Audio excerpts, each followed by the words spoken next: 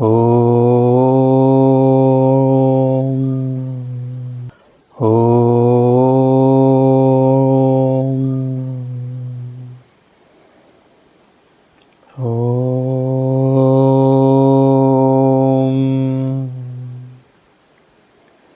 ఓం శ్రీ గురుభ్యో నమః.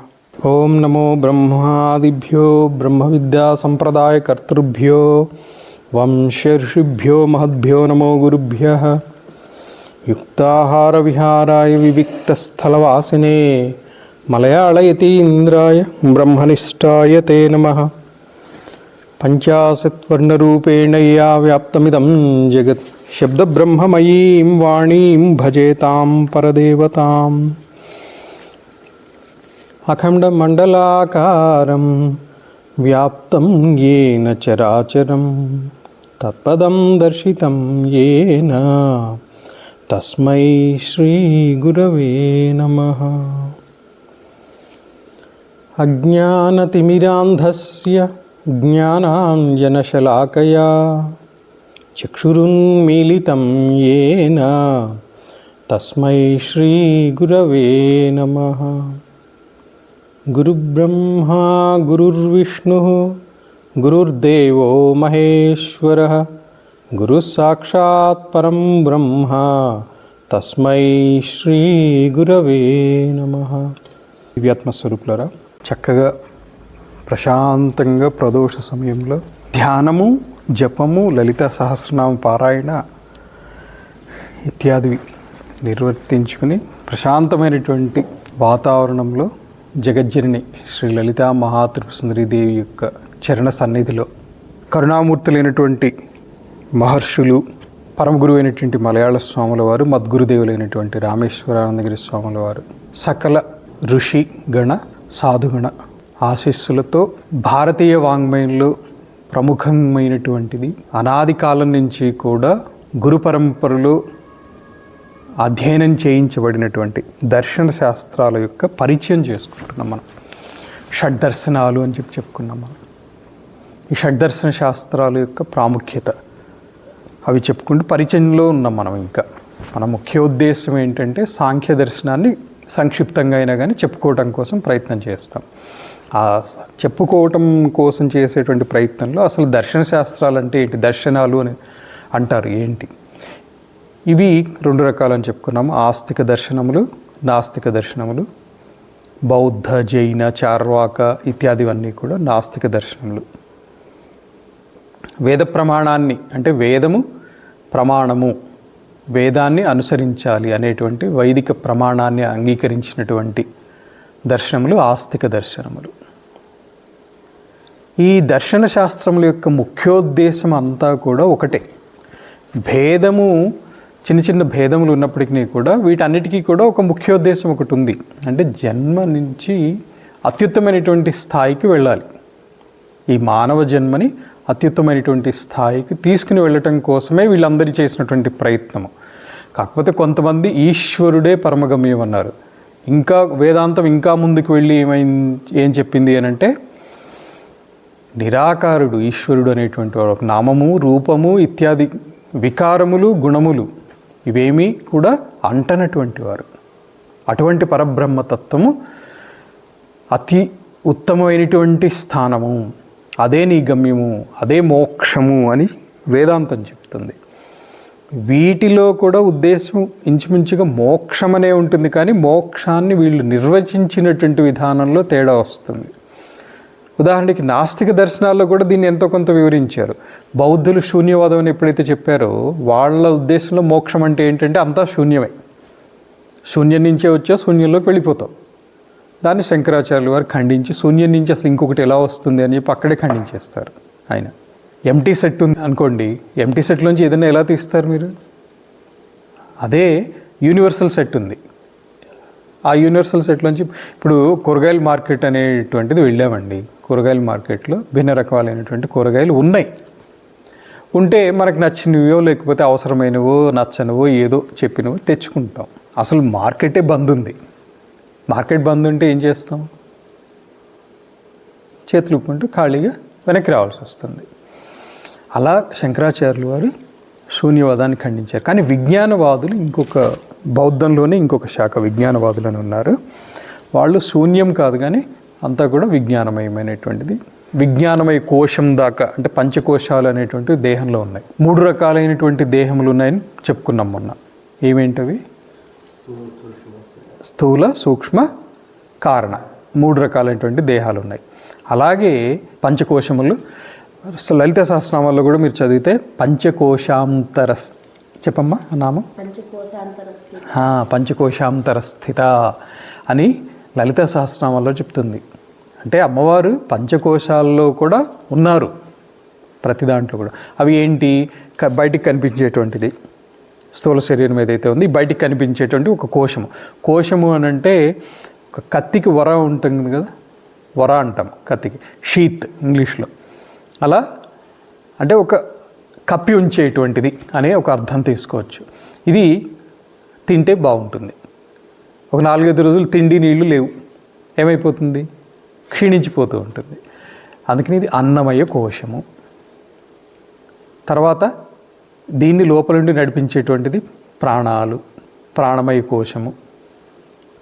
ఈ ప్రాణాలకి యొక్క చలనాన్ని మనస్సు గతిని అనుసరించి ఉంటాయి, మనోమయ కోశము.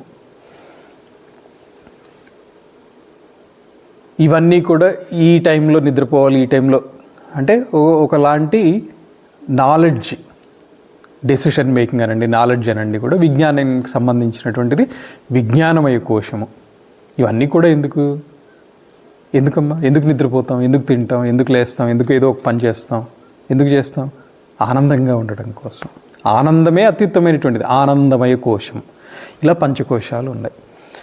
సో విజ్ఞానమయ కోశం దాకా బౌద్ధుల్లో విజ్ఞానవాదం వాళ్ళు దాన్ని అంగీకరిస్తారు. అక్కడ దాకా విజ్ఞానమయ కోశమే, ఆ విజ్ఞానం నుంచే అంతా వచ్చింది అన్నట్టుగా తీసుకొస్తారు.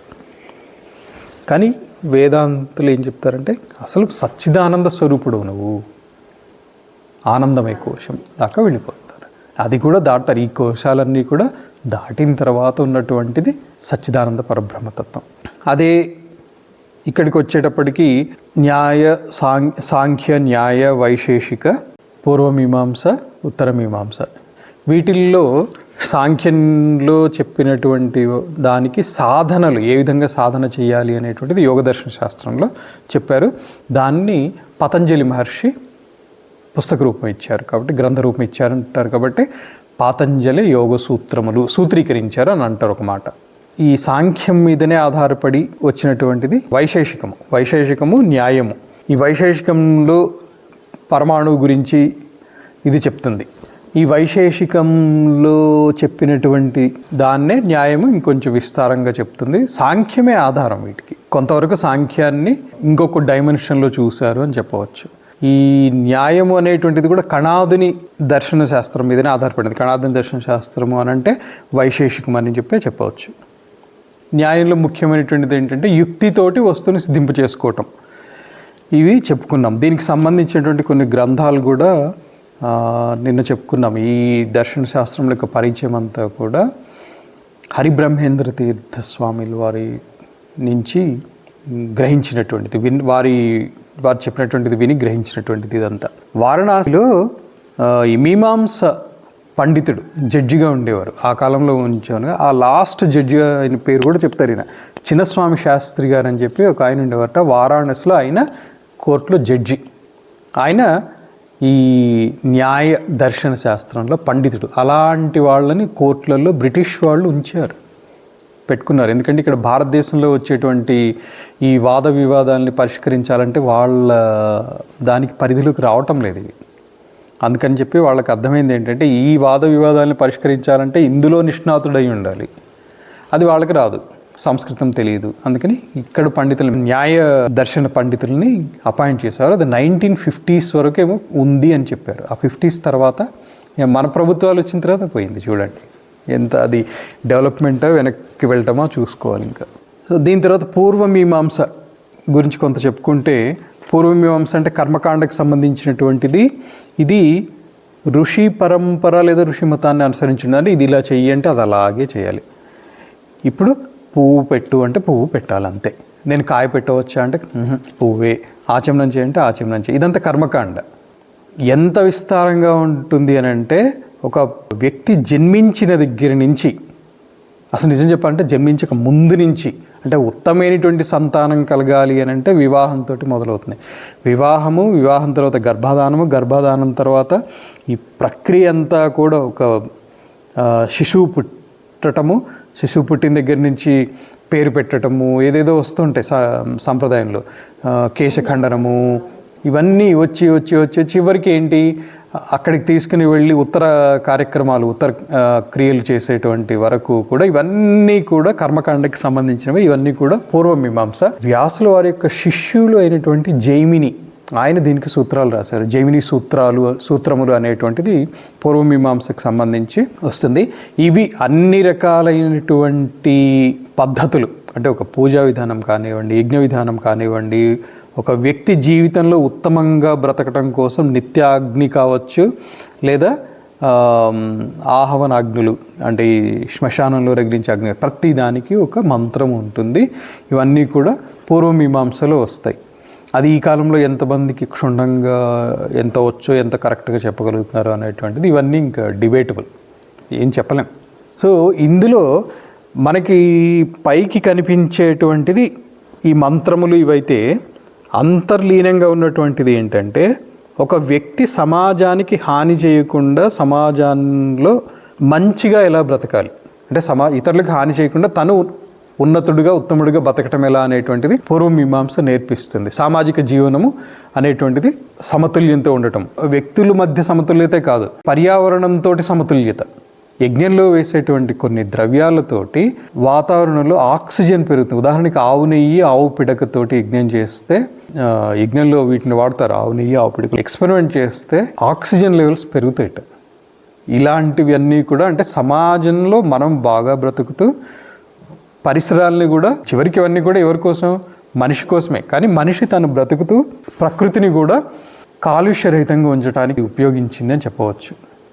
ఈ మీమాంస ఆచార్యుల్ని కూడా కోర్టు వ్యవహారాల్లో వాడేవాళ్ళు. కోర్టు వ్యవహారాల్లో మీమాంస ఆచార్యులను ఉంచేవాళ్ళు యాక్చువల్గా. తర్వాత ఇందులో వచ్చేటువంటివి ఏంటంటే కొన్ని పుస్తకాలు ఒకటి ఉంటాయి. అసలు హౌ టు ప్రజెంట్ ఒక టాపిక్ని ఏదన్నా మనం మాట్లాడాలంటే దానికి ఎలా అంటే, చాలామంది మాట్లాడితే ముందు చెప్పవలసింది ఎప్పుడో చెప్తారు, ఎప్పుడో చెప్పవలసింది ఫస్ట్ చెప్పేస్తారు. అర్థం చేసుకోవాలి అని అంటే వాళ్ళు ఏ టాపిక్ గురించి చెప్తున్నారో పూర్తిగా వింటే తప్ప ఓహో ఇది అయి ఉంటుంది కాస్త అయిన తర్వాత కానీ అది అర్థం కాదు. ఇలాంటి వాళ్ళు తారసపడతారు మనకి.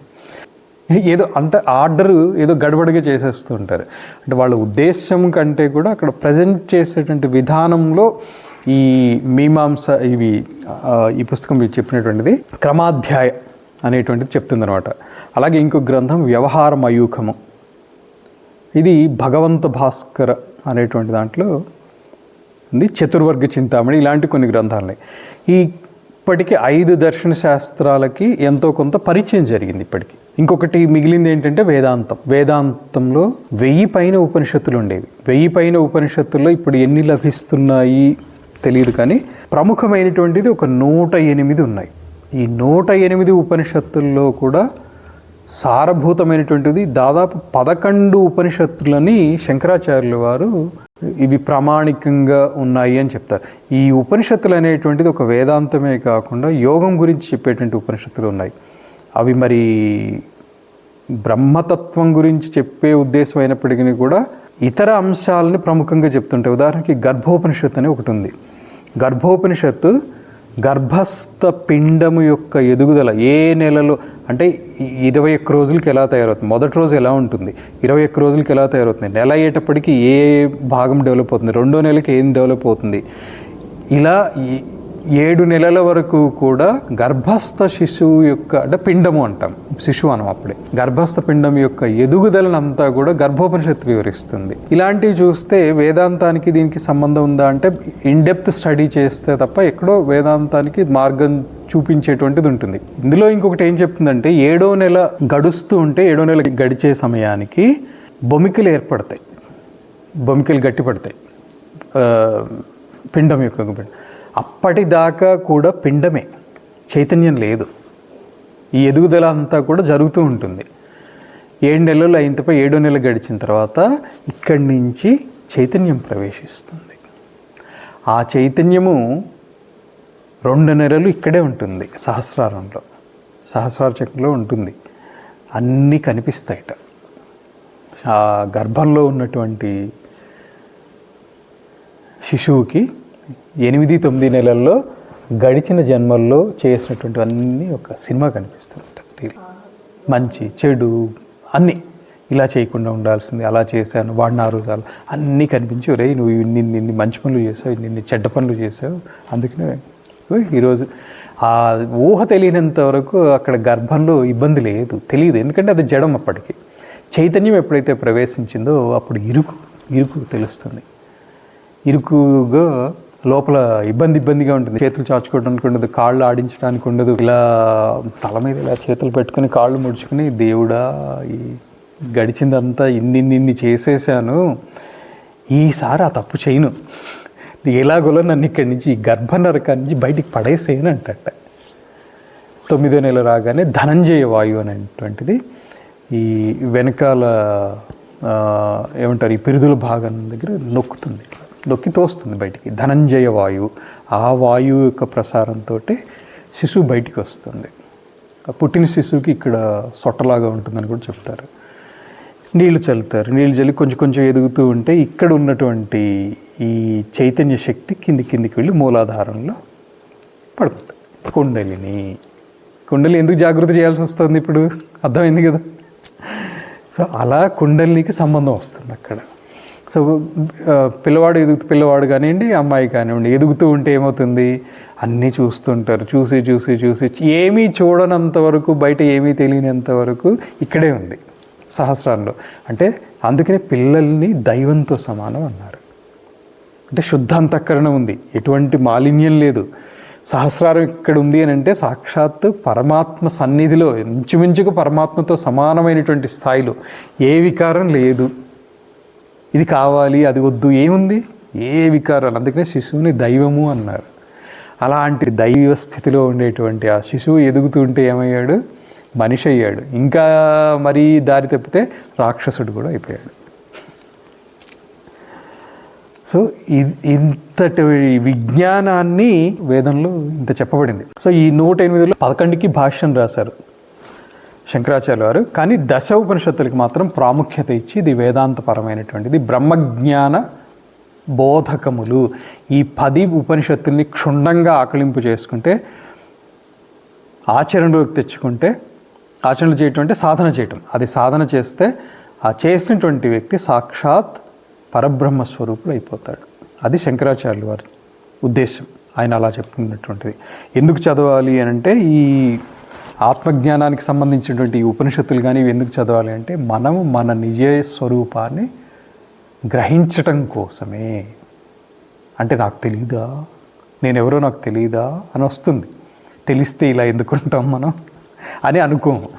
నేను తెలుసండి, నా గురించి నాకు తెలుసండి, నా గురించి నాకెందుకు తెలియదు, నా పేరు ఇది, నా ఊరు అది, నాది. ఇది కాదు, ఇవన్నీ వదిలిపోయేవి. ఇదేది వస్తుంది, పేరు వస్తుందో, ఊరు వస్తుందో, మనతోటి ఏది రాదు. సో ఇది వేదాంతం అంటే ప్రాప్తి, అనుభవము, కృతకృత్యత, జీవిత గమ్యం ఇవన్నిటిని బోధిస్తుంది. వీటిని కూడా అంతిమ స్థితి దాకా బోధిస్తుంది. అందుకని వేదాంతం అనేటువంటిది ఉత్కృష్టమైనటువంటిది అన్ని దర్శన శాస్త్రాల్లో కూడా. అందుకనే శంకరాచార్యుల వారు దాన్ని ఎలివేట్ చేసి వేదాంత జ్ఞానాన్ని తెలుసుకోవాలి. కర్మకాండ అంటే మీమాంస కాదు, న్యాయం కాదు, దర్శనం కాదు, ఇవి కాదు. అవి వ్యావహారికంగా పనికొస్తాయి, వాటిని వద్దునని చెప్పాల. కానీ వ్యవహారిక వాటితోటి, వ్యవహారిక పరిజ్ఞానంతో బ్రహ్మజ్ఞానం రాదు. వ్యవహారికంగా మనం ఎంత డాక్టరేట్ చేసినా, ఎన్ని చేసినా కానీ ఈ వ్యవహారిక జ్ఞానము ఇక్కడికి పనికొచ్చేది. అందుకనే విద్యని 2 రకాలుగా వర్గీకరించారు, పరావిద్య, అపరావిద్య. పరావిద్య అంటే ఇక్కడ అపర అంటే పరము కానిది అపర, పరము అంటే అది బ్రహ్మజ్ఞానం, అపరం అంటే వ్యావహారిక జ్ఞానం. ఈ అపరా విద్యలు అనేటువంటివి స్వామీజీ అంటుంటారు, పొట్టకూటి గుడ్డి కానీ పరమాత్మ దగ్గరికి మననేమి చేర్చవు అని చెప్పేవారు అనమాట. సో ఈ సాంఖ్యము, యోగము, న్యాయము, వైశేషికము, మీమాంసము అంటే తార్కికంగా మీమాంస వైశేషికం, న్యాయం నుంచి తర్కశాస్త్రం అని ఇంకొకటి వచ్చిందని నేను చెప్పుకున్నాం కూడా. వీటిని అవసరానుగుణంగా వీటిని ఎంత అవసరమో వాటిని స్వీకరిస్తూ వాటి నుంచి వేదాంతము అనేటువంటిది వేదపరంగానే వివరిస్తుంది. ఇవన్నీ కూడా వైదిక దర్శనాలే, ఆస్తిక దర్శనాలని చెప్పుకున్నాం. ఏది 6: సాంఖ్య, యోగ, న్యాయ, వైశేషిక, పూర్వమీమాంస, ఉత్తరమీమాంస. వీటిని ఆస్తిక దర్శనములు అన్నాం. ఎందుకని? వేద మార్గాన్ని అంగీకరిస్తూనే వీళ్ళు వివరించారు. వీటిల్లో ఇప్పుడు యోగం ఉంది. యోగముకి అధికార భేదం లేదు, అంటే ఎవరైనా చేయొచ్చు, ఓపిక ఉండాలి. కానీ ప్రాణాయామం చేయడానికి ఏ రిస్ట్రిక్షన్ ఉంటుందండి? యూరోపియన్స్ చేయకూడదా ప్రాణాయామం? ముస్లిమ్స్ చేయకూడదా? క్రిస్టియన్స్ చేయకూడదా? ఆసనాలు చేయొచ్చా చేయకూడదా? చేయొచ్చు. అక్కడ అధికార తారతమ్యత అనేది లేదు. కానీ మీమాంసలోను వేదాంతంలో మాత్రం కొన్ని నియమాలు ఉన్నాయి. అది తారతమ్యత లేకపోతే అధికార భేదం అనేటువంటి దానికంటే కూడా కొన్ని నియమాలు, ప్రిన్సిపల్స్ పెట్టారు. ఎందుకంటే ఒక పూజ చేయాలండి, ఒక పూజ చేయాలంటే మురికి బట్టలతో వెళ్ళి కూర్చొని పూజ చేస్తే ఎలా ఉంటుంది? అందుకని స్నానం చేసి పూజ చెయ్యి, ఇలా రిస్ట్రిక్షన్ పెట్టారు. అలాగే వేదాంతంకి వచ్చింది. వేదాంతంకి వచ్చేసేసి వేదాంతం అనేటువంటిది ఒక నవలో లేకపోతే ఉపనిషత్తుదే ఉందండి, నేను చదివేస్తాను, అన్నీ చదివేశానండి అంటారు. చదవటం కాదు ఇది, దీన్ని ఆకళింపు చేసుకోవాల్సినటువంటిది బ్రహ్మ విద్య. అలా చదివితే వచ్చేటట్లయితే అందరూ బ్రహ్మజ్ఞానులు అయిపోవాల్సింది ఇప్పటికి. అందుకని ఇక్కడ వేదాంత జ్ఞానాన్ని ఆకళింపు చేసుకోవాలంటే కొన్ని నియమాలు, లైక్ సాధనా చతుష్టయ సంపత్తి ఇలాంటివి కలిగి ఉండాలి అంటారు. ఉదాహరణకి సాధన చతుష్టయ సంపత్తి అంటే ఏంటి? దీన్ని చతుష్టయము అంటే 4. ఇంత అంతఃకరణ చతుష్టయం అని నిన్ననో మొన్ననో చెప్పుకున్నాం. అంతఃకరణ చతుష్టయం అంటే ఏంటి? మనస్సు, బుద్ధి, చిత్తము, అహంకారం. వీటిని అంతఃకరణ చతుష్టయము అన్నారు. ఇదే సూక్ష్మ శరీరము, వాసనామయమైనటువంటి దేహము. వాసన అంటే మనలో ఉన్నటువంటి చేద్దామనుకున్నటువంటి పనుల యొక్క ఆలోచనలు, వీటిని వాసనలు అనొచ్చు. వాటికి సంబంధించినటువంటి గుర్తులు కావచ్చు. ఆ రోజు అదేదో తిన్నాను, అది ఆ పేరు వినగానే ఆ రోజు గుర్తొచ్చేసి ఆ రోజు అది తిన్నది, ఆ టేస్ట్ ఏదో గుర్తొచ్చింది, ఇది వాసన. అలాగే ఎవరో ఒక వ్యక్తి గురించి మాట్లాడు, ఆ వ్యక్తి అంటే చాలా మంచివాడండి అంటాడు. ఎందుకంటే ఆ వ్యక్తి ఇతను పొగిడాడు. ఉదాహరణ, ఆ వ్యక్తి పొగిడితే మంచి వ్యక్తి అండి అని అంటాడు.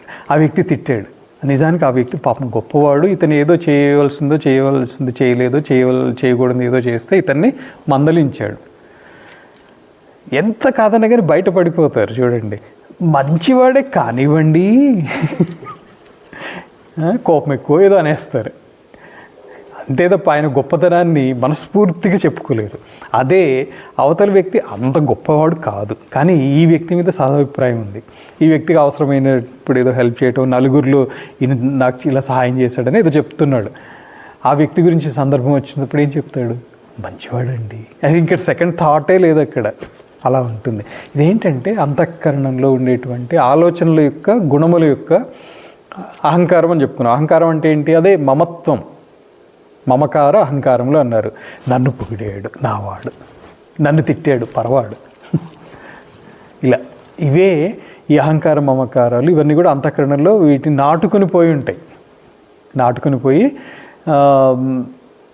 చేయవలసిన దాన్ని చేయనివి. ఇది అంతఃకరణ చతుష్టయం.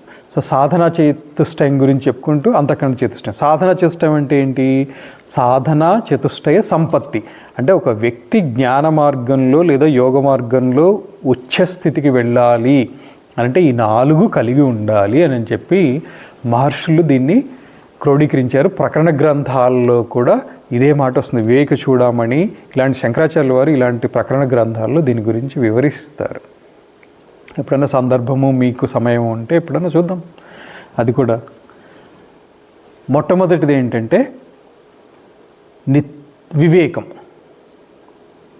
సింపుల్గా చెప్పాలంటే వివేకం అంటే వివేక అయినటువంటి వాడు ఈ టైంలో నిద్రపోవాలి, ఈ టైంలో తినాలి, ఈ టైంలో నేను ధ్యానం చేయాలి, లేదా ఈ టైంలో నేను ఆ పని చేసుకోవాలి, ఈ కాస్త ఆలోచనలు ఉంటాయి. వివేకం లేనివాడికి ఎప్పుడు నిద్ర వస్తే అప్పుడే, ఎప్పుడు ఆకలిస్తే అప్పుడే, ఎప్పుడు ఏదనిపిస్తే అప్పుడే, ఇప్పుడు ఇది చేద్దాము అప్పుడు అది చేయొద్దు, ఏముండదు. ఇంకా డెప్త్కి వెళ్తే దీన్నే వివేకాన్ని నిత్యానిత్య వస్తు వివేకము. ఇప్పుడు ఈ వస్తువు గురించి ఆలోచన చేయాలా వద్దా, ఈ వస్తువు గురించి మనం ప్రయత్నం చేయాలా వద్దా. కనిపించిన ప్రతిదాన్ని ప్రయత్నం చేసుకుంటూ పోతే చివరికి ఏమీ మిగలదు. ఎనర్జీ పోతుంది. ఇదే వివేకం. రెండోది ఏంటంటే చేసిన ప్రతి పనికి కూడా ఫలితం ఆశిస్తాం. ఆ ఫలితం ఇక్కడికి కావచ్చు, అక్కడికి కావచ్చు, అంటే స్వర్గంలో. అంటే ఇక్కడికి కానీ అక్కడికి కానీ ఫలితం ఉంది అని అంటే ఇప్పుడు యజ్ఞం చేయండి అంటారు. యజ్ఞం చేయండి అని అంటే చేస్తే ఏంటండి? ఫస్ట్ క్వశ్చన్, చేస్తే నాకు ప్రమోషన్ వస్తుందా? ఆ పుణ్యం అక్కడిది.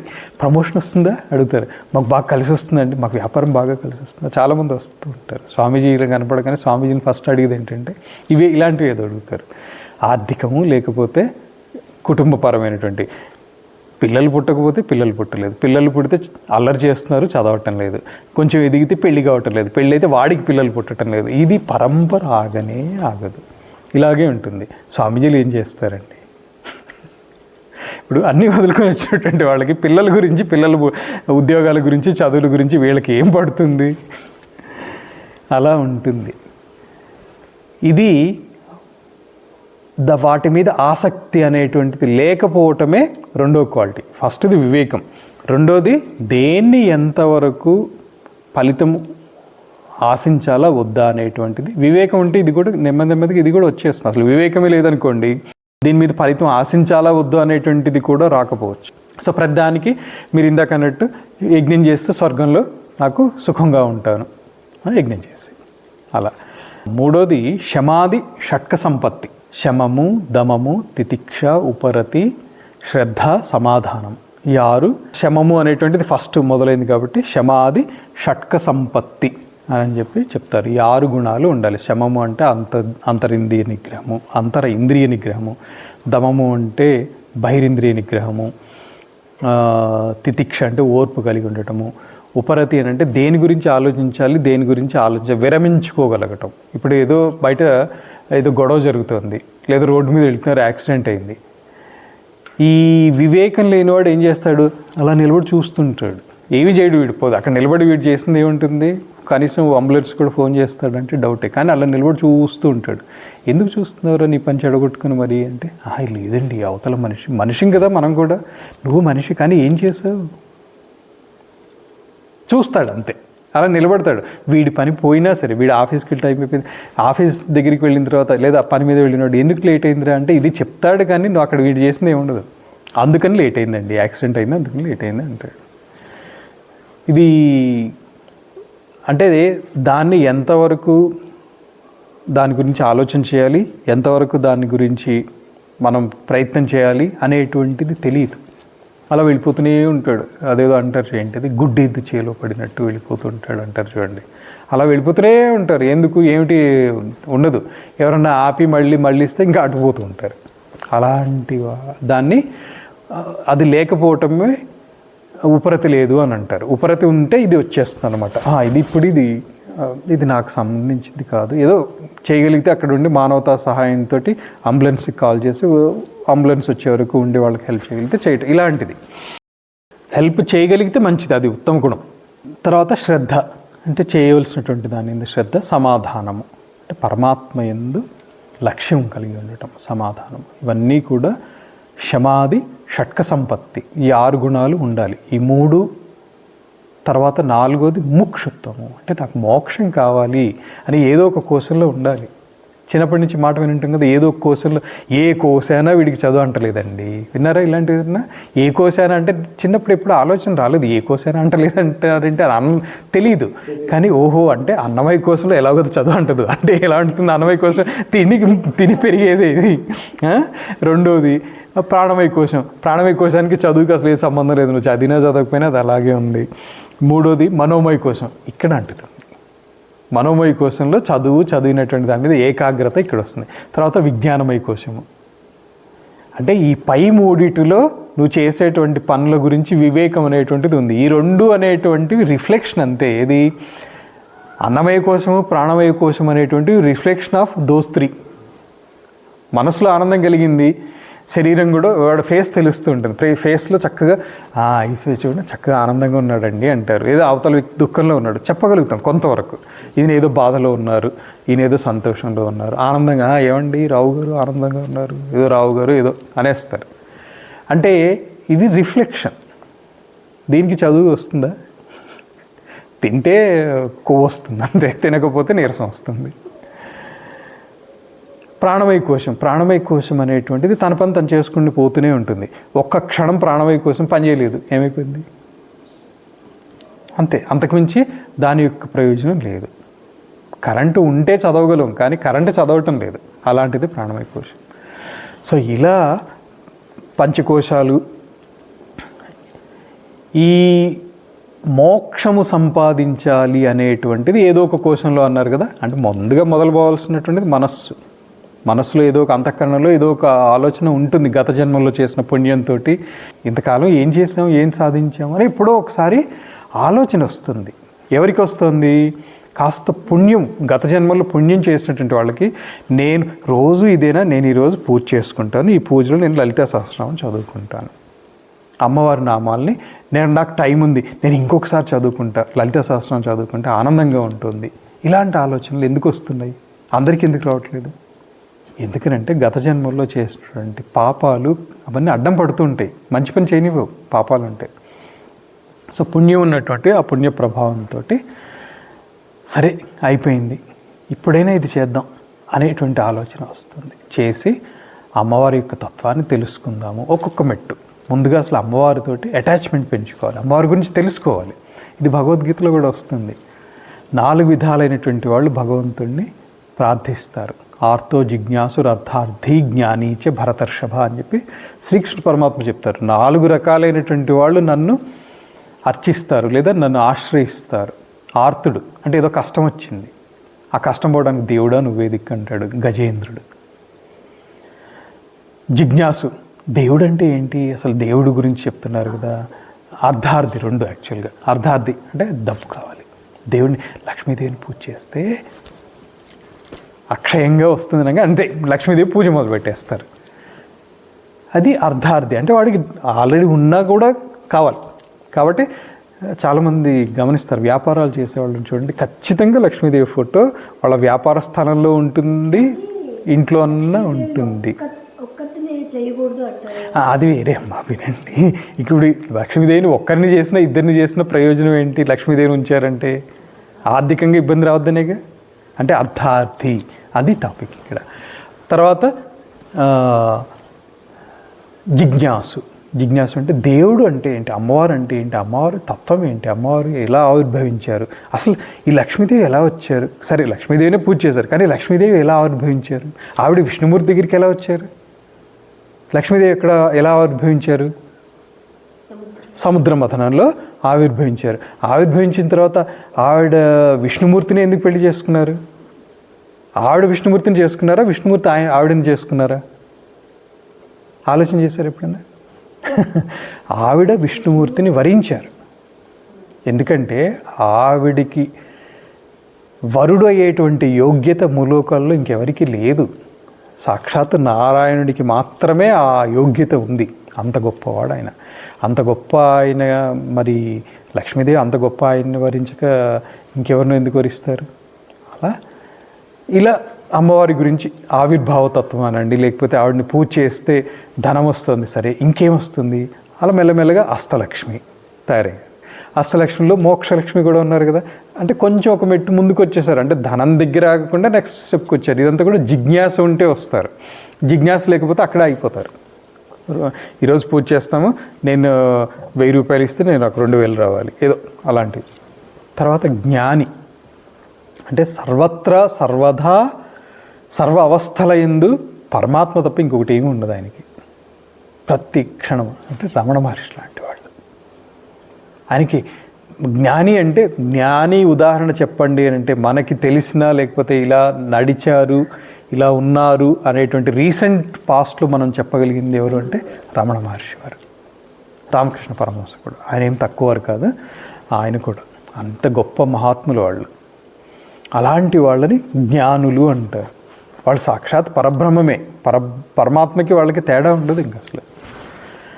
సో ఈ 4 రకాల వాళ్ళు ఉంటారు. ఇదంతా ఎందుకు చెప్పుకున్నాము? మోక్షం కావాలి అనేటువంటి ఇచ్ఛ ఉంటే, ఇది 4వ క్వాలిటీ.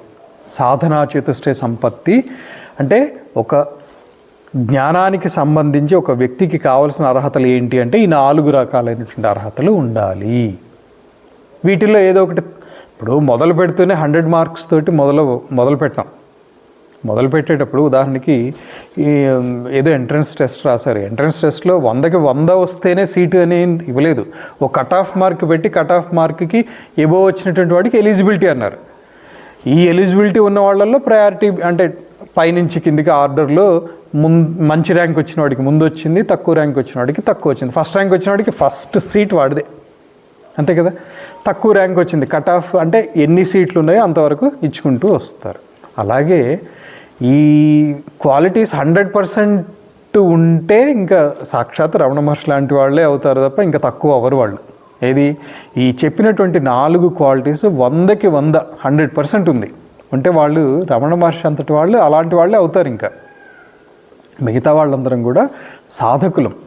అంటే ఏదో 36 మార్కులు 37 మార్కులు 38 ఏదో పాస్ అయ్యలే, సరే రా నువ్వు కూడా రా ఇంటర్వ్యూలో జాయిన్ అవ్వ అంటారు కదా. 10th పాస్ అయ్యాడు నెక్స్ట్ క్లాస్కి రా అంటారు. కానీ వీడు ఫస్ట్ వెళ్తున్నాడు, ఫస్ట్ వీడిని రమ్మన్నారా, అంతా అయిపోయింది, సర్లేరా ఇంకో సీట్ ఉంది దా, సరేదా. అదే ఫస్ట్ ర్యాంక్ వచ్చినటువంటి వాడికి రెడ్ కార్పెట్. అది ఆ మహాత్ములు.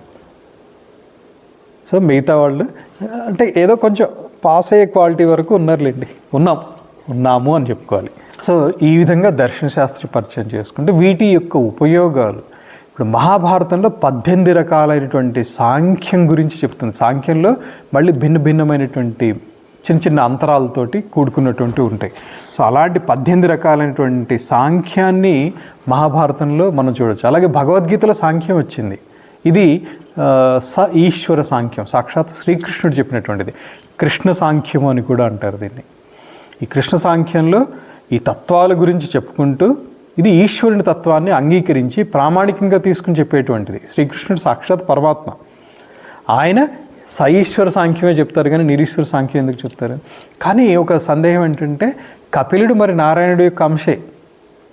51 అవతారాలు, విష్ణుమూర్తి యొక్క 51 అవతారాల్లో కపిల మహర్షి ఉన్నారు, మహాజ్ఞాని. కానీ మరి ఆయన ఎందుకు నిరీశ్వర సాంఖ్యం చెప్పారు అని చెప్పి మనకి తెలుస్తుంది. బౌద్ధంలో కూడా సాంఖ్యం అధ్యయనం చేశారు. ఇందులో అవట్యాయన సాంఖ్య సిద్ధాంతం అనేటువంటిది బౌద్ధంలో ఒకటి ఉంటుంది. అశ్వఘోషుడి యొక్క సుందరానంద కార్యము, బుద్ధ చరిత, ఇది బౌద్ధానికి సంబంధించినటువంటి గ్రంథాలు. వాటిల్లో సాంఖ్యం అన్నమాట ఇదంతా. అలాగే ఈ సాంఖ్యంలో సాధన అనేటువంటిది పెద్దగా డెప్త్కి వెళ్ళలేదు. ఆ సాధన అనేటువంటిది డెప్త్కి పతంజలి యోగ దర్శనంలో వెళ్ళింది అని చెప్పాం. మన దగ్గర భారతదేశంలో ఈ యోగ దర్శనం అనేటువంటిది దేనికి ప్రాచుర్యంలో ఉంది? ఆసనాలు. యోగా అంటే ఈరోజు మన అందరికీ తెలిసినటువంటిది, చాలామందికి యోగా అంటే ఫస్ట్ గుర్తొచ్చేటువంటిది ఆసనాలు, కొంచెం తెలిసినటువంటి వాళ్ళు ప్రాణాయామం, ఇంకా కొంచెం తెలిసినటువంటి వాళ్ళు ముద్రలు. కానీ ఈ పతంజలి యోగ దర్శనాల్లో చెప్పినటువంటి సాధనలని సిద్ధి వరకు తీసుకుని వెళ్ళినటువంటి వాళ్ళు, సిద్ధి వరకు వెళ్ళినటువంటి వాళ్ళు ఇంతవరకు వెళ్తారు. లేరు అని నేను చెప్పలేను, ఉన్నారు మన దగ్గర కూడా. వైదిక మతంలో కూడా, వైదిక మతం అంటే వేదాన్ని ప్రమాణంగా అంగీకరించినటువంటి మన హిందూ మతం అని ఇప్పుడు అంటున్నాం అనుకోండి. ఈ మతంలో కూడా కొంతమంది సిద్ధి పొందినటువంటి వాళ్ళు ఉన్నారు, కానీ సిద్ధిని ప్రకటించుకునేటువంటి ఉత్సాహం ఉండదు. సో ఈ సిద్ధింప చేసుకుని డెప్త్కి ఇప్పటికి కూడా ఉన్నటువంటిది బౌద్ధంలో ఉన్నారు. ఇదే యోగ దర్శనాల్లో చెప్పినటువంటి టెక్నిక్స్ని వాళ్ళు సిద్ధింప చేసుకుని ఇప్పటికి కూడా ఫాలో అవుతున్నారు. వాళ్ళ అనుయాయుల్లో కూడా బౌద్ధంలో బౌద్ధులు అందరూ అని కాదు, సీరియస్గా చేసేటువంటి వాళ్ళు టిబెట్లో అలా ఉన్నారు. లామాలు అని అంటారు వీళ్ళని, లామాస్. అలాగే మన దగ్గర ఉన్నారు ఇప్పుడు, కాకపోతే ఎక్కడో గుహల్లోనూ ఎక్కడో ఉంటారు. దూరకొండల నునుపు కాబట్టి బౌద్ధంలో ఎక్కడో లామాలు వీళ్ళు ఉన్నారని చెప్పి వాళ్ళకి ప్రచారం ఎక్కువ ఉంది. మన దగ్గర ఏంటంటే ప్రచారం తక్కువ. ఇప్పుడు కొంతమంది ఉన్నారండి, యోగులు ఉన్నారు, కానీ ఆ యోగుల గురించి పక్కవాడు కూడా ప్రచారం చేయడు. ఆయన దగ్గర సిద్ధి ఉంది మంచిగా చెప్పాడు. ఏముందండి చిన్నప్పటి నుంచి చూస్తున్నాను, ఏదో కౌపీనం పెట్టుకుని తిరుగుతాడు, ఏముందండి ఏదో తన పని అవుతుంది అంతే అంటాడు. కానీ అంటే అది సమకాలీనులలో వాళ్ళని గుర్తించగలిగినటువంటి వాళ్ళు ఉండటం కూడా అరుదు. కాకపోతే బౌద్ధంలో ఏంటంటే వాళ్ళు సిద్ధి పొందటము, వాళ్ళ శిష్య పరంపరకి నేర్పించటము, దానికి ప్రాచుర్యం కల్పించటం, అది జరిగింది. ఈ కొరతని కొంతవరకు చెప్పాలంటే వివేకానంద స్వామి చాలా పర్ఫెక్ట్గా దాన్ని తీర్చారు. అంటే ఇలా యోగ శాస్త్రంతో, యోగ దర్శనాలతో సిద్ధి పొందవచ్చు, జపంతో సిద్ధి పొందవచ్చు. ఆయనకి అర్థమైపోయింది. ఇక్కడుండి ఇక్కడ విషయం చెప్తే వీళ్ళకి ఎక్కదు. మన వాళ్ళకి మన దగ్గర ఉండి మన గురించి చెప్తే ఎక్కదు, మన గొప్పతనం గురించి, మన శాస్త్రం యొక్క గొప్పతనం గురించి చెప్తే ఎక్కదు. అందుకని ఆయన ఏం చేశారు, ఇక్కడ కాదు అక్కడికి వెళ్ళి చెప్తే వీళ్ళందరూ అక్కడ వింటారు. అంటే మన చెవులు అక్కడ పనిచేస్తాయి, ఇక్కడ విషయాల గురించి పనిచేయట్లా. అందుకని అమెరికా వెళ్ళి అక్కడ యోగుల్ని తయారు చేశారు. అక్కడ వివేకానంద స్వామి చాలామందికి సన్యాస దీక్ష ఇచ్చారు, అమెరికన్స్కి. ఇంగ్లాండ్లో కూడా ఇచ్చారు. వాళ్ళు మంచి స్థితికి వచ్చారు. కాకపోతే ఎంత ప్రచారం జరిగింది అని అంటే అక్కడ బుక్స్ ఏమి మనం చదవలేదు. వాళ్ళకి ఏమైనా సిద్ధులు వచ్చినా కూడా సేమ్ ఒకటే. నిజంగా మోక్ష ఆసక్తి ఉన్నటువంటి వాడు ఈ సిద్ధుల్ని పట్టించుకోడు, వచ్చినా కూడా ప్రచారం చేసుకోడు, అసలు సిద్ధుల గురించి ఆశించడు. వచ్చిన ప్రచారం అయితే చేసుకోరు. నేను అంటే మీరు ఎవరినైనా చూసారని అడుగుతారు, సామాన్యంగా నన్ను చాలామంది అడుగుతారు, మీరు చూసారా ఇన్ని చెప్తున్నారు కదా. మా గురుగారు ఉన్నారు, ప్రత్యక్ష ఉదాహరణ, నేను చూసినటువంటి ఉదాహరణ. ఇప్పుడు నేను ప్రత్యక్షంగా చూసిన ఉదాహరణ నేను చెప్పగలను కదా. ఆయన పక్కన ఇలా కూర్చుంటే చాలు ధ్యానం ఇలా ఏకాగ్రత వచ్చేసేది నాకు. ఆ అనుభూతి చాలామందికి కలిగింది, నా ఒక్కడికే కాదు. అంతేకాకుండా పతంజలి యోగ దర్శనాల్లో, యోగ శాస్త్రంలో కొన్ని సూత్రాలు చెప్తూ ఉంటాయి. ఆ యోగ ఒక స్థాయి దాటిన తర్వాత యోగ సాధన, ఎదుటివాడి మనస్సులో ఆలోచనలు వీడికి ఆటోమేటిక్గా తెలిసిపోతూ ఉంటాయి. అది నేను అనుభవించాను. అంటే నేను పక్కన కూర్చుని ఒక విషయం గురించి, అంటే అప్పట్లో నా ఆలోచనలు అన్నీ కూడా సాధన గురించే ఉండే, వ్యవహారం అస్సలు పట్టేది కాదు. సాధన గురించి ఏదైనా ఆలోచన చేస్తుంటే మేము ఇద్దరమే, ఆయన ఇలా కూర్చునేవారు, నేను అలా కింద కూర్చునే కామ్గానే కూర్చునేవాళ్ళం. కూర్చుంటే సడన్గా నా మనసులో ఏదో డౌట్స్ వస్తుంటాయి. ఆయన సడన్గా అదే అలా అనేవారు, అది ఎవరికో చెప్పినట్టుగా. కానీ నాకు తెలుసు కరెక్ట్గా అదే నా మైండ్లో ఉంది కాబట్టి నాకు తెలుసు.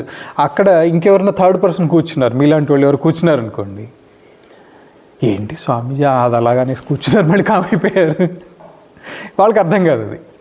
కానీ నాకు అవును కరెక్ట్గా అదే నేను ఆలోచిస్తున్నా, ఇది ఇలాగా ఉంటుందా అలాగా ఉంటుందా అని ఏదో ఆలోచన ఉంటుంది, అది అలా అంటారు. అలా అనేటువంటిది నాకు అర్థమైపోయింది. అంటే నాకు ఆన్సర్ వచ్చేసింది. అది నేను అడగలేదు, బయటికి అడిగింది కాదు అది. అలాంటి సిద్ధి ఉన్నవాళ్ళని ఈ కాలంలో కూడా ఉన్నారు. కాకపోతే ప్రాచుర్యంలో ఉండరు, వారికి మోక్షమే కావాలి కాబట్టి ప్రచారం చేసుకోరు. నాకు ఈ సిద్ధి ఉంది, మీకు ఎగ్జిబిషన్ చేస్తాను, ఏదో మ్యాజిక్ చూపించినట్టుగా నేను మీకు మ్యాజిక్ చూపిస్తాను, మ్యాజిక్ షోలు ఏమో ఉండవు సిద్ధుల దగ్గర, చేయరు వాళ్ళు. సో ఈ విధంగా మనకున్నటువంటి దర్శన శాస్త్రాలు, యోగ దర్శనం అనేటువంటిది అక్కడ దాకా వెళ్ళింది. రేపు యాక్చువల్గా సాంఖ్య దర్శనానికి మనం మొదలు పెట్టచ్చు. ఇక్కడ ఆపేద్దాం. ఓం సహనావతు సహనౌ భునత్తు సహ వీర్యం కరవావహై తేజస్వినావధీతమస్తు మా విద్విషావహై. ఓం శాంతి శాంతి శాంతి. శంభో శివ శివ శివ శివ శివ శివ. శంభో శివ శివ శివ శివ శివ శివ. శంభో శివ శివ శివ శివ శివ శివ. నారాయణ నారాయణ నారాయణ. హరి ఓం తత్సత్. సద్గురు పరబ్రహ్మార్పణమస్తు.